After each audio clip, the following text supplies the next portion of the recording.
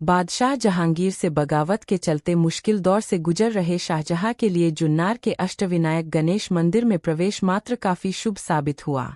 इसके बाद ही खुशखबरियों का सिलसिला शुरू हुआ और मुल्क की बादशाहत का रास्ता साफ हो गया। मंदिर जाते समय शाहजहां हिचक रहा था। मुगल अमीरों की नाराजगी का डर था, लेकिन जब सिर पर ताज सजना तय हो गया तो कोई फिक्र नहीं थी। उसने मंदिर के लिए 1000 स्वर्ण मुद्राएं भेजीं। पुजारी श्वेतांग पंत को अलग से इतनी ही स्वर्ण मुद्राएं भेंट कीं। उनके ही बताए मुहूर्त पर आगरा के लिए प्रस्थान किया। बेटी जहांगारा जो पिता को मंदिर लेकर गई थी, उसने मंदिर के लिए चांदी के छत्र की धनराशि अलग से भेजी। मुगल बादशाहों की कट्टरता और हिंदू मंदिरों मूर्तियों के ध्वंस के फरमानों के बीच उनके द्वारा मंदिरों की सहायता सौगातों के छिटपुट दृष्टांत भी मिलते हैं। बेशक इनकी विश्वसनीयता पर सवाल उठते रहे हैं, लेकिन अपनी रीति नीति से जुदा रास्ते पर किन हालात में बादशाह ऐसी उदारता दिखाते थे, इसकी एक झलक शाहजहां द्वारा जुन्नार के अष्टविनायक मंदिर और पुजारी को दी गई भेंट से पता चलता है। अपनी बेटी जहानारा के साथ शाहजहां का इस मंदिर में प्रवेश हुआ था। साथ मौजूद सैयद मुजफ्फर बारहा ने खुद को पक्का चगताई तुर्क बताते हुए इस कुफ्र में शरीक होने से इनकार कर दिया था।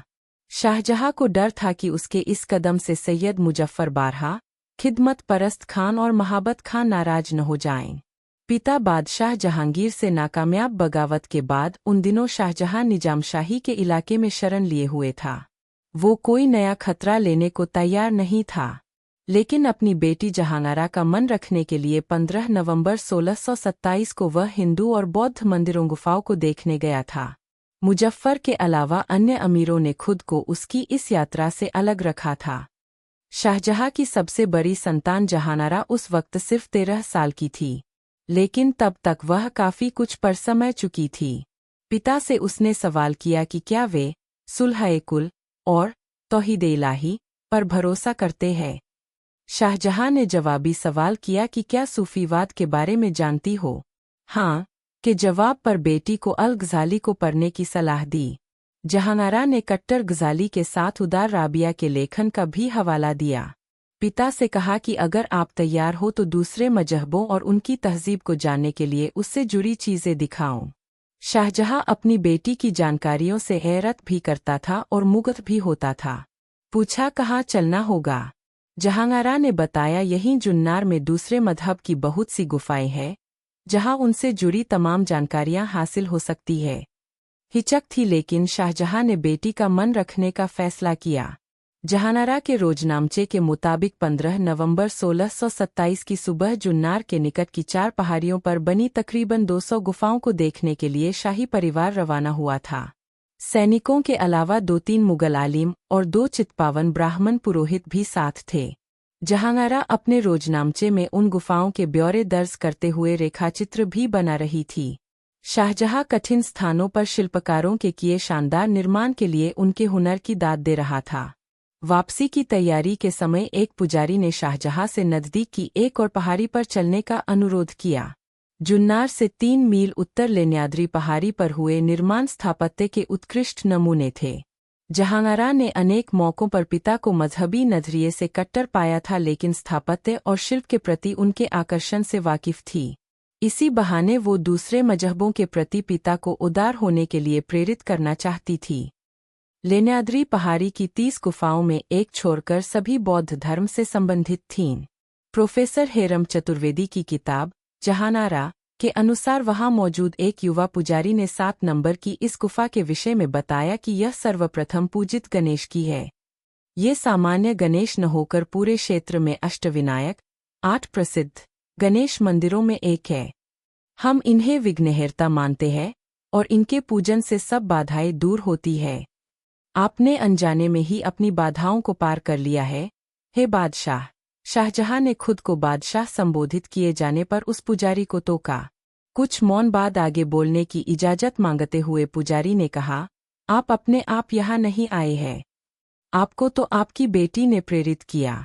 पर आप थकने लगे थे, वापस जाना चाह रहे थे। फिर बेटी ने जिद की और आप यहाँ तक आ गए। बेटी के चेहरे पर अध्यात्म की चमक है, इसलिए इसे अंतःकरण से प्रेरणा मिली और आप सब दर्शन में सफल हुए।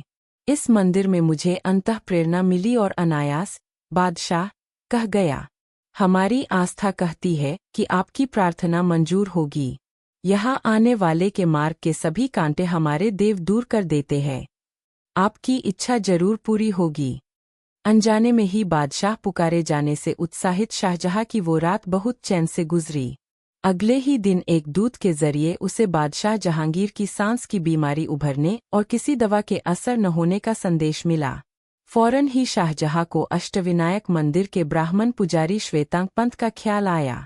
तुरंत ही पुजारी को एक छैली अशर्फी भेजते हुए शाहजहाँ ने अगले दिन मंदिर में अपने लिए इबादत कराने को कहा।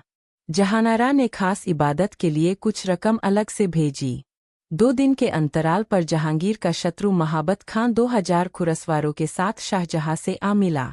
महाबत के साथ शाहजहाँ के ससुर आसफ खान का दूत बनारसी भी था, जिसने बताया कि बादशाह जहांगीर की 9 अक्टूबर 1927 को मौत हो चुकी है। उन दिनों संदेशों का आदान प्रदान दूतों के जरिए ही होता था। परिवहन के लिए घोड़ों और बैलगाड़ी आदि का सहारा था। एक से दूसरी जगह पहुंचने में खासा वक्त लगता था। शाहजहाँ को 40 दिन बाद जहांगीर की मौत की जानकारी मिल सकी थी। असफल बगावत के बाद शाहजहाँ को जहांगीर ने माफ कर दिया था, लेकिन असलियत में बाप बेटे में दूरियां काफी बढ़ चुकी थी। फिर भी उसने बाप की मौत की खबर मिलने पर गमगीन होने का दिखावा किया और गम का समय बीत जाने के बाद ही आगरा के लिए निकलने की बात कही। भीतर की बात दूसरी थी। बादशाहत के लिए उसका रास्ता आसान हो चुका था। चूंकि अपने दिन फिरने की खबरें उसे अष्टविनायक मंदिर में जाने और पुजारी द्वारा बादशाह पुकारे जाने के बाद ही मिलनी शुरू हुई थीं, इसलिए उसका ध्यान एक बार फिर मंदिर और पुजारी की ओर गया। गद्दी पर बैठने के पहले ही पुजारी श्वेतांग पंत को शाही वस्त्र और 1000 स्वर्ण मुद्राओं की उसने भेंट भेजी। मंदिर के लिए अलग से 1000 स्वर्ण मुद्राएं उसने और जहानारा ने चांदी के छत्र का पैसा भेजा। मंगलवार 20 नवंबर को श्वेतांग 11 ब्राह्मणों, पुरोहितों और ज्योतिषियों के साथ शाहजहाँ के पास पहुंचा और बृहस्पतिवार को दोपहर बीत जाने के बाद उसे जुन्नर छोड़ने और आगरा प्रस्थान की सलाह दी। शाहजहाँ को उन पर इतना विश्वास हो गया था कि बताए मुहूर्त पर ही वो आगरा के लिए निकला। उसकी ताजपोशी अब नजदीक थी।